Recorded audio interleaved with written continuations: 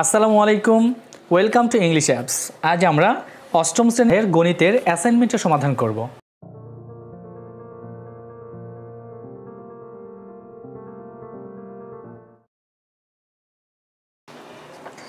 আমাদের ষষ্ঠ সপ্তাহের গণিত অ্যাসাইনমেন্টে যে অধ্যায় থেকে প্রশ্নগুলো করা হয়েছে, ষষ্ঠ অধ্যায়, নবম অধ্যায়, অষ্টম অধ্যায়, 1 নম্বর প্রশ্নটা দেখে নেব।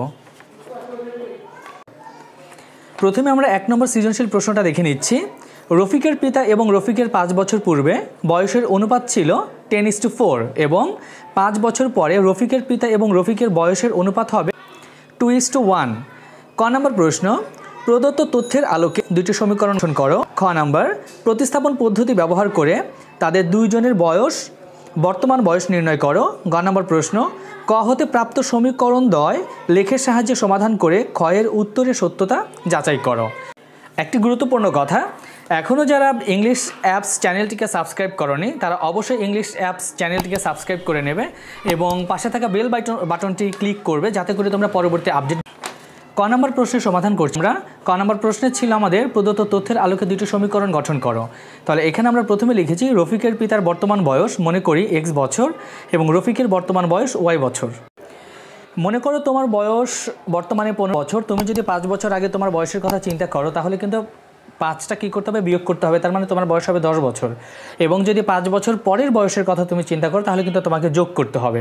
এখানে যেহেতু প্রথম শর্তে আমাদের 5 বছর আগের বয়সের অনুপাতটা বলা হয়েছে, কারণ তোমরা যদি প্রশ্নের দিকে তাকাও তাহলে দেখতে পাবে যে তাদের 5 বছর পূর্বে তাদের বয়সের অনুপাত ছিল 10:4।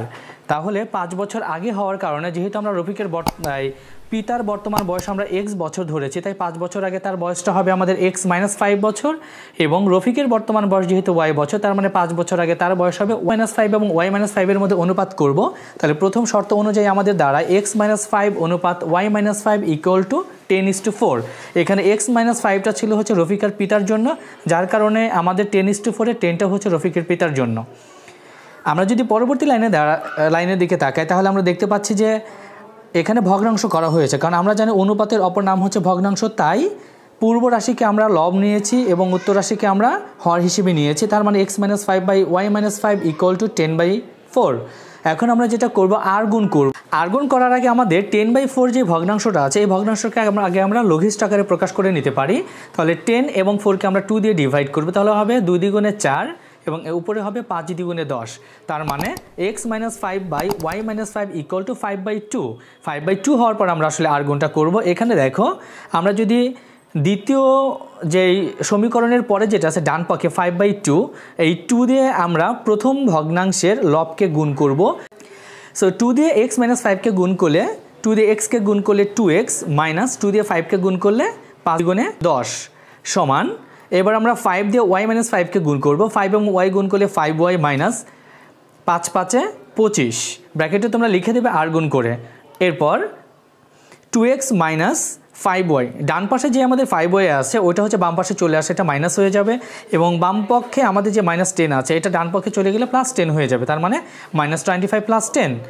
তাহলে পরবর্তী লাইনটা আমাদের দাঁড়াবে 2x - 5y = -15। -15 কেন?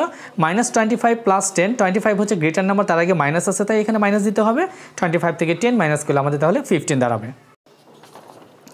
এবার আমরা দ্বিতীয় শর্তে আসবো। উদ্দীপকে যদি আমরা দেখি তাহলে 5 বছর পর রফিকের পিতা এবং রফিকের বয়সের অনুপাত ছিল 2:1।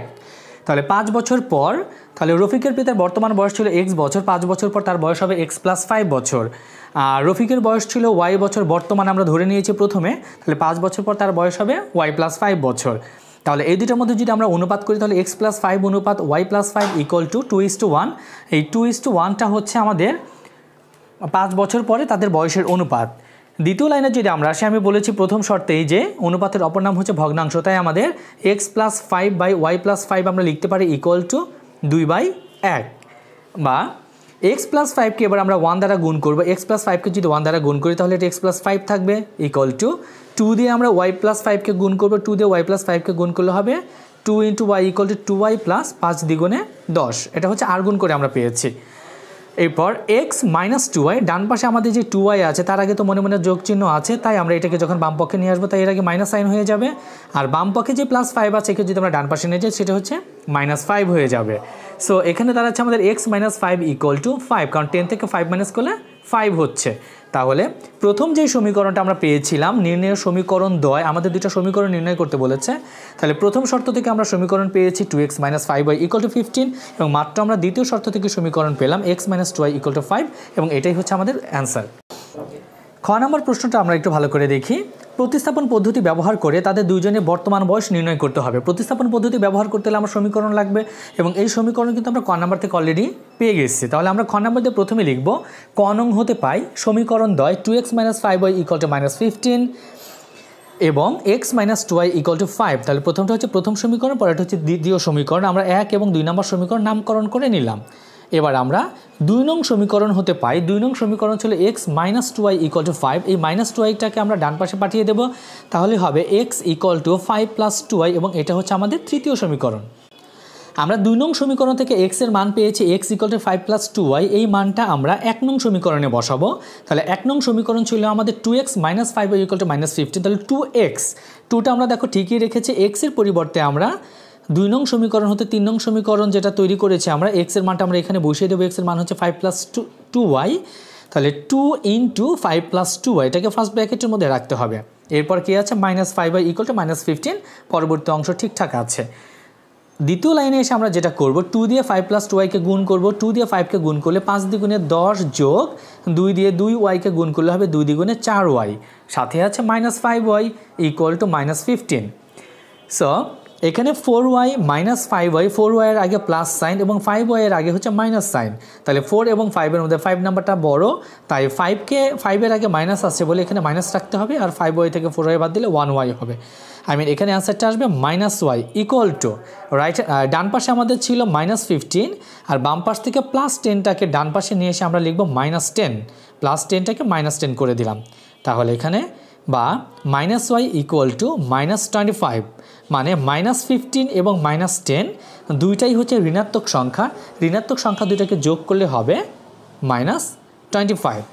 এবার উভয় পক্ষকে আমরা -1 দ্বারা গুণ করে পাই, সুতরাং y ইকুয়াল টু 25। এখানে একটা কথা সেটা হচ্ছে যে আমাদের লাস্ট লাইনে যে আগে লাইনটা আছে -y ইকুয়াল টু -25, এখানে আমি একটা নোট করতে ভুল করে ফেলেছি, তোমরা এখানে একটু এটা অ্যাড করে দেবে যে উভয় পক্ষকে -1 দ্বারা গুণ করে, এটা হচ্ছে তোমরা লাস্ট লাইনে এসে নোটটা লিখবে।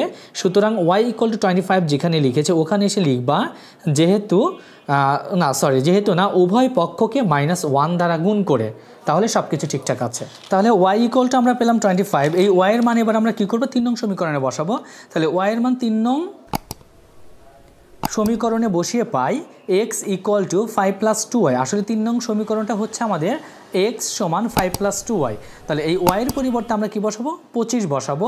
তাহলে 2 এবং y এর মধ্যে গুণ সম্পর্ক, পরবর্তী লাইনে গিয়ে দেখো লিখেছি আমরা ইকুয়াল টু 5 প্লাস 2 গুণ 25, y এর পরিবর্তে 25, তাহলে 25 দ্বিগুণে 50, 50 সাথে 5 যোগ করলে হবে 55, 25 দ্বিগুণে 50, 50-এর সাথে 5 যোগ করলে 55, তাহলে পিতার বর্তমান বয়স হচ্ছে আমাদের 55 বছর। যেহেতু আমরা x এর মান পেয়েছি 55 এবং পিতার বর্তমান বয়স আমরা শুরুতে ধরেছিলাম x বছর, তাই পিতার বর্তমান বয়স 55 বছর এবং পুত্রের বর্তমান বয়স 25 বছর, কারণ পুত্রের বয়স ধরা হয়েছিল y, আর y এর মান বের হয়েছে আমাদের 25, তাই পুত্রের বর্তমান বয়স 25 বছর। নম্বর প্রশ্ন, ক হতে প্রাপ্ত সমীকরণ দ্বয় লেখের সাহায্যে সমাধান করে ক্ষয়ের উত্তরের সত্যতা যাচাই করা। আমরা ক্ষয়ের উত্তরের সত্যতা যাচাই করব, তার আগে ক হতে প্রাপ্ত সমীকরণ দ্বয়কে লেখের সাহায্যে সমাধান করতে হবে।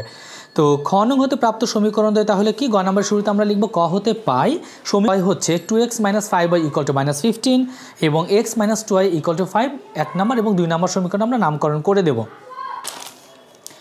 তাহলে 1 নং সমীকরণ থেকে আমরা পাই 2x minus 5y equal to minus 15, পরবর্তী লাইনে দেখো -5yকে আমরা বাম পক্ষে রেখেছি, আর বাম পক্ষে যে 2x ছিল এটাকে আমরা ডান পাশে দিয়েছি, তাহলে হলো -15 মাইনাস 2x। পরবর্তী সেন্স বা -5y ইকুয়াল টু এই যে -15 মাইনাস 2x আছে, এখান থেকে আমরা মাইনাসটা শুধু কমন নিয়েছি, তাহলে ফার্স্ট ব্র্যাকেটের মধ্যে হবে 15 প্লাস 2x। তো বা 5y equal to 15 plus 2x। এখানে যেটা করা হয়েছে তোমার উভয় পক্ষকে -1 দ্বারা গুণ করা হয়েছে। -1 দ্বারা -5yকে গুণ করলে মাইনাস মাইনাসে প্লাস হয়ে 5y হয়ে যাবে এবং 15 প্লাস 2xকে -1 দ্বারা গুণ করলে মাইনাস মাইনাস প্লাস হয়ে 15 প্লাস 2x হয়ে যাবে। পরবর্তী লাইনে এসে y সমান 5 এবং y এর মধ্যে আমাদের গুণ সম্পর্ক, তাই 5টা ডান পাশে চলে গিয়ে ভাগ হয়ে যাবে। y equal to 15 plus 2x by 5কে আমরা ভাগ করে দিলাম। এটা হচ্ছে আমাদের 3 নং সমীকরণ। ওকে, তো x এর বিভিন্ন মানের জন্য y এর মান বের করি, মানে আমাদের যে yটা আছে এখানে y equal to 15 plus by 5, y এর মানটা আমাদেরকে বের করতে হবে এবং x এর বিভিন্ন রকম মান নিতে হবে এবং এটা সম্পূর্ণরূপে তুমি তোমার পছন্দ মতো নিতে পারো, x এর বিভিন্ন মান নিতে পারো। যেমন আমি যে ছকটা বের করেছি সেটা দিকে যদি তুমি ভালো করে তাকাও, x এর বিভিন্ন মানের জন্য y এর মান বের করি, উপরে x নিচে y, উপরে লাইনে লেখা আছে -10 15 35 55।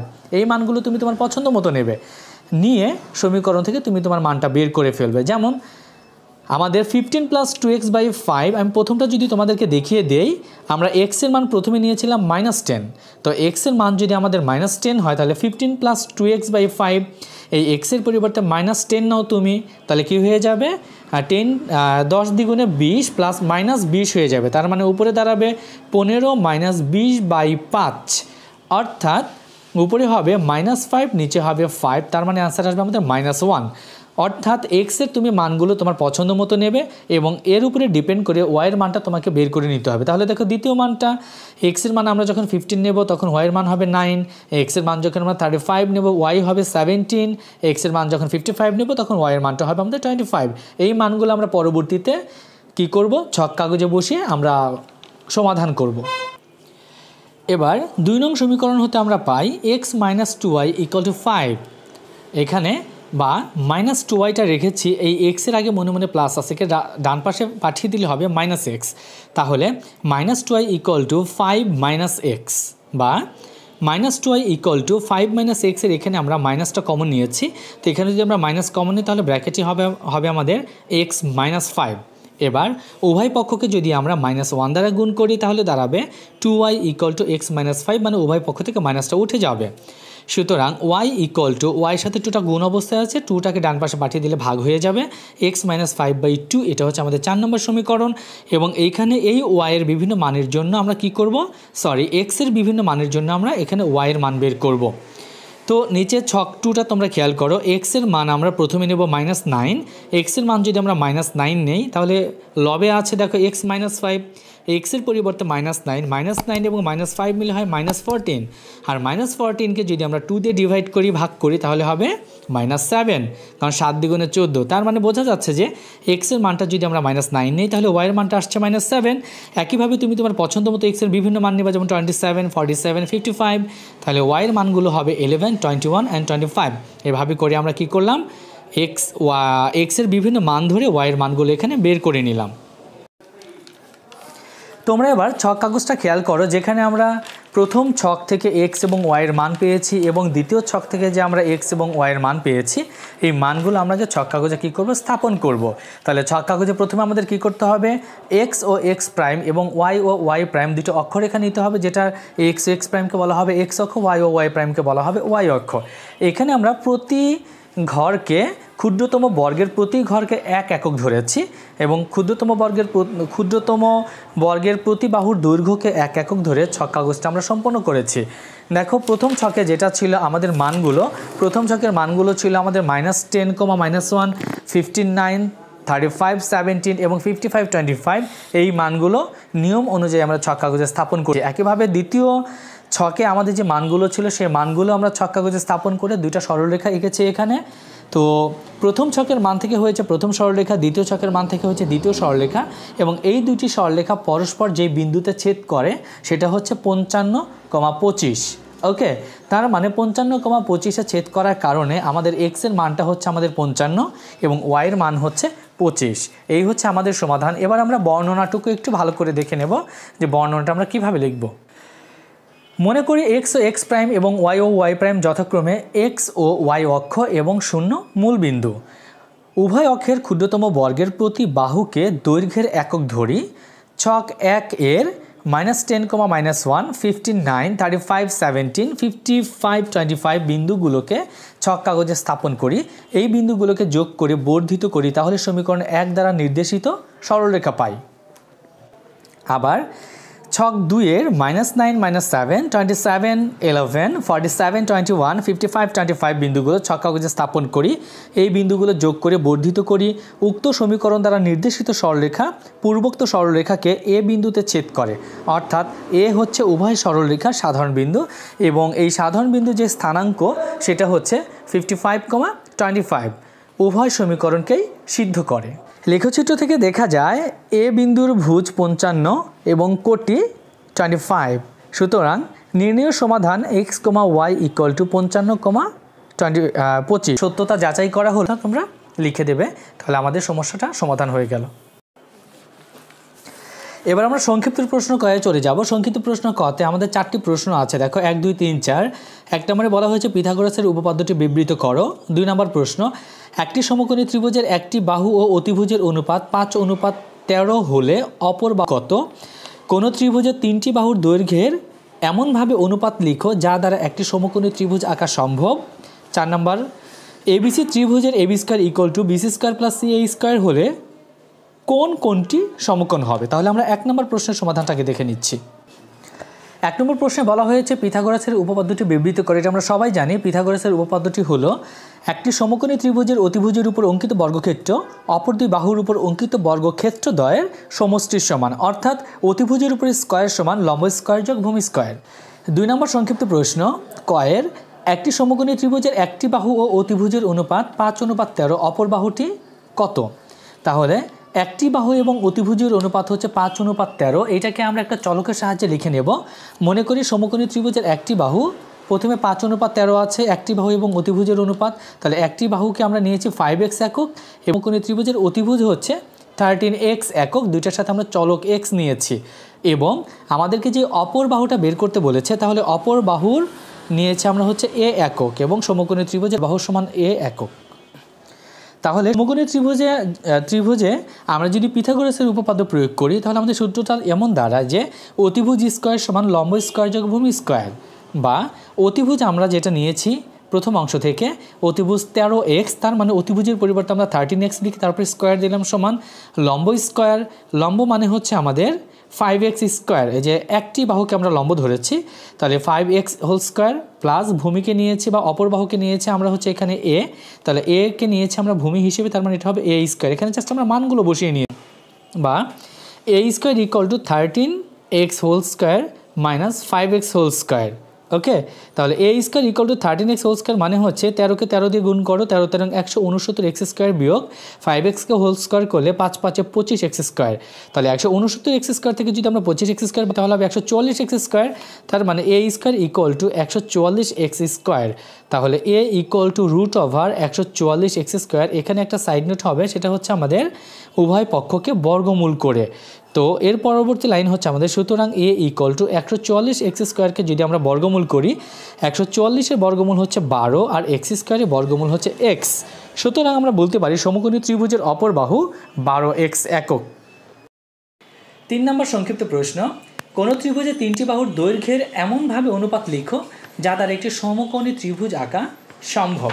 তাহলে এখানে আমরা যেটা করেছি, একটা ত্রিভুজে বাহুদের অনুপাত নিয়েছি আমরা 3:4:5 হলে সমকোণী ত্রিভুজ আঁকা সম্ভব। আমরা জানি সমকোণী ত্রিভুজে যেটা অতিভুজ হবে সেটা দৈর্ঘ্য সবচেয়ে বেশি হয়, তাই আমরা এখানে 5টাকে আমরা অতিভুজ হিসেবে নিয়েছি। তাহলে আমরা যদি সূত্র প্রয়োগ করি তাহলে হবে 3² + 4² = 5²। 5²টাকে তুমি অতিভুজ হিসেবে নেবে, যা পিথাগোরাসের সমকোণী ত্রিভুজের বিবৃতিকে সিদ্ধ করে।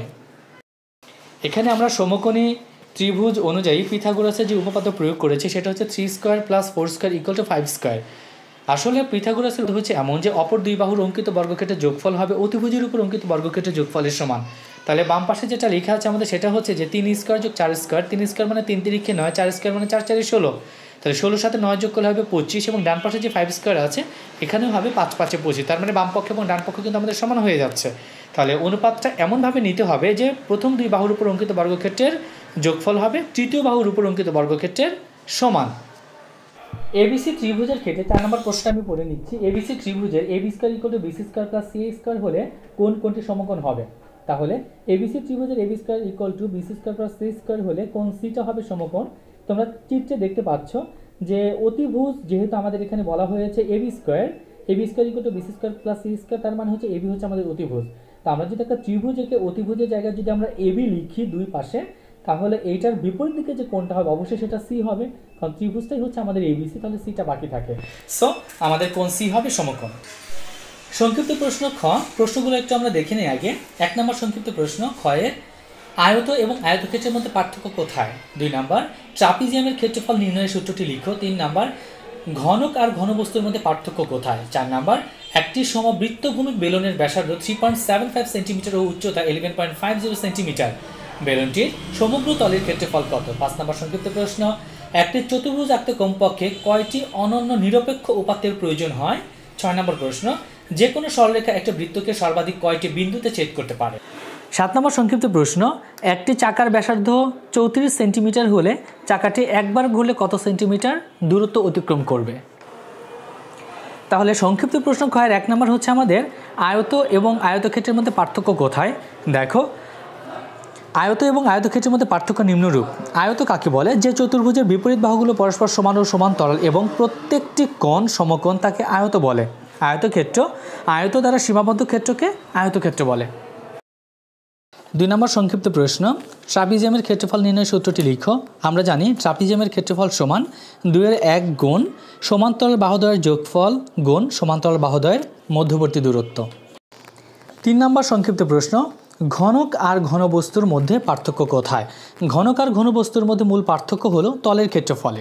ঘনকের তলগুলোর ক্ষেত্রফল অবশ্যই সমান হবে, কিন্তু ঘনবস্তুর তলগুলোর ক্ষেত্রফল সমান হতেও পারে আবার নাও হতে পারে। 4 নম্বর সংক্ষিপ্ত প্রশ্ন একটি সমবৃত্তভূমিক বেলনের ব্যাসার্ধ 3.75 সেন্টিমিটার এবং উচ্চতা 11.50 সেন্টিমিটার। বেলনটির সমগ্র তলের ক্ষেত্রফল কত?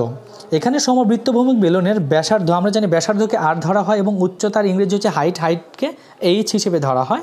মনে করি বেলনের ব্যাসার্ধ আর ইকুয়াল টু 3.75 সেন্টিমিটার এবং বেলনের উচ্চতা এইচ ইকুয়াল টু 11.50 সেন্টিমিটার। তাহলে বেলনটির সমগ্র তলের ক্ষেত্রফল নির্ণয়ের সূত্র হচ্ছে আমরা জানি 2πr ইন্টু আর প্লাস এইচ বর্গ একক। তাহলে 2πr আমরা এখানে মানগুলো বসিয়ে দেব 2 ইন্টু পাই ইন্টু আর, আর এর মান হচ্ছে 3.75 ইন্টু আর প্লাস এইচ, আর এর মান হচ্ছে 3.75 প্লাস এইচ এর মান হচ্ছে 11.50 ব্র্যাকেট শেষ বর্গ সেন্টিমিটার। এখানে আমরা অ্যান্সারটা একবারে লিখে দিয়েছি। অ্যান্সারটা তোমরা কীভাবে বের করবে আমি বলে দিচ্ছি যে অ্যান্সারটা কীভাবে ক্যালকুলেট করতে হবে। 3.75 এর সাথে 11.50 তোমরা আগে যোগ করবে, যোগ করলে বের হবে 15.25। এই 15.25কে গুণ করবে, 15.25 গুণ 3.75 গুণ 2, এরপর পাই যেটা আছে পাইয়ের মান হচ্ছে 3.1416, এটা দিয়েও কিন্তু গুণ করতে হবে। সবগুলো সংখ্যা যখন আমরা গুণ করব তখন আমাদের গুণফল বের হবে 359.3196 বর্গ সেন্টিমিটার। এখানে আমরা 2 ঘর পর্যন্ত রাখবো, তাহলে 359.32 বর্গ সেন্টিমিটার। এখানে 31 ছিল উপরে, এখানে কেন 32 লিখলাম? কারণ আমাদের দশমিকের পরে যে 3 নম্বর ডিজিটটা আছে এটা হচ্ছে 9। আমরা জানি 3 নম্বর ডিজিটটা যদি 5 অথবা 5-এর থেকে বড় হয় তাহলে তার আগের যে অঙ্কটি থাকবে তার সাথে কিন্তু 1 যোগ করতে হবে, তাহলে এখানে ছিল 10 হয়ে যায় 3 1, তাহলে এই একটা 2 হয়ে যাবে কারণ তার পরের সংখ্যাটা অঙ্কটা 9 হওয়ার কারণে। তাহলে অ্যান্সারটা হচ্ছে আমাদের 359.32 বর্গ সেন্টিমিটার, ব্র্যাকেটে লিখতে হবে। 5 নম্বর সংক্ষিপ্ত প্রশ্ন একটি চতুর্ভুজ আঁকতে কমপক্ষে কয়টি অনন্য নিরপেক্ষ উপাত্তের প্রয়োজন হয়? একটি চতুর্ভুজ আঁকতে কমপক্ষে 5টি অনন্য নিরপেক্ষ উপাত্তের প্রয়োজন হয়। অনেক সময় কম উপাত্ত দেওয়া থাকলেও বিশেষ চতুর্ভুজ আঁকা যায়, এক্ষেত্রে যুক্তি দ্বারা 5টি উপাত্ত পাওয়া যায়। 6 নম্বর সংক্ষিপ্ত প্রশ্ন যে কোনো সরলরেখা একটি বৃত্তকে সর্বাধিক কয়টি বিন্দুতে ছেদ করতে পারে? আমরা জানি যে কোনো সরলরেখা একটি বৃত্তকে সর্বাধিক 2টি বিন্দুতে ছেদ করতে পারে। 7 নম্বর প্রশ্ন একটি চাকার ব্যাসার্ধ 34 সেন্টিমিটার হলে চাকাটি একবার ঘুরলে কত সেন্টিমিটার দূরত্ব অতিক্রম করবে? চাকাটি একবার ঘোরা মানে কি? চাকাটি একবার ঘুরে যাওয়া মানে হচ্ছে চাকার পরিধি অতিক্রম করা।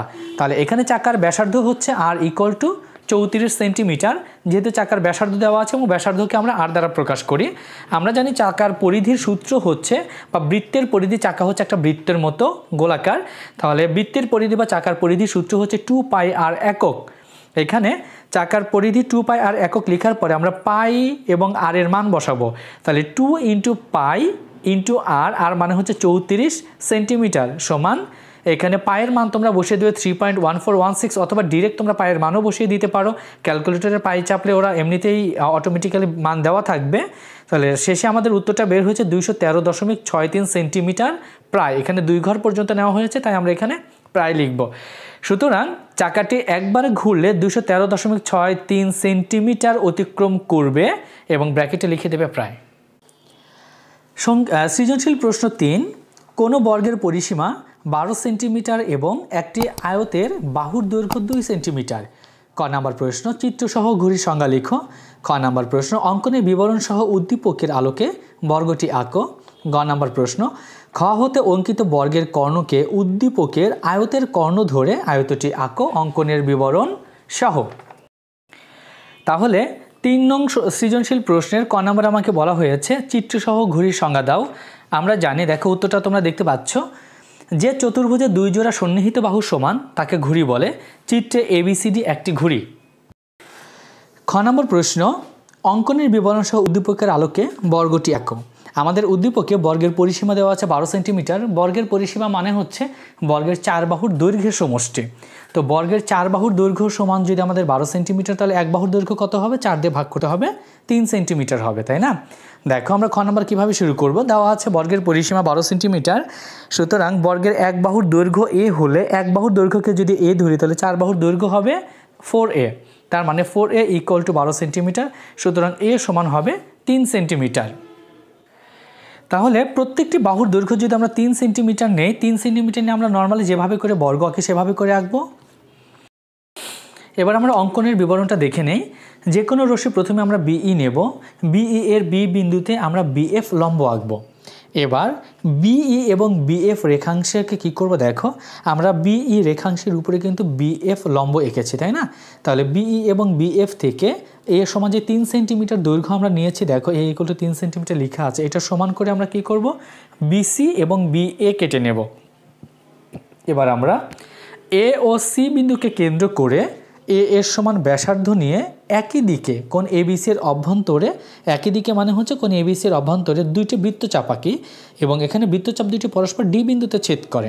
A, D O C, D যোগ করি, তাহলে ABCD আমাদের উদ্দিষ্ট বর্গ। গ নম্বর প্রশ্ন, খ হতে অঙ্কিত বর্গের কর্ণকে উদ্দীপকের আয়তন।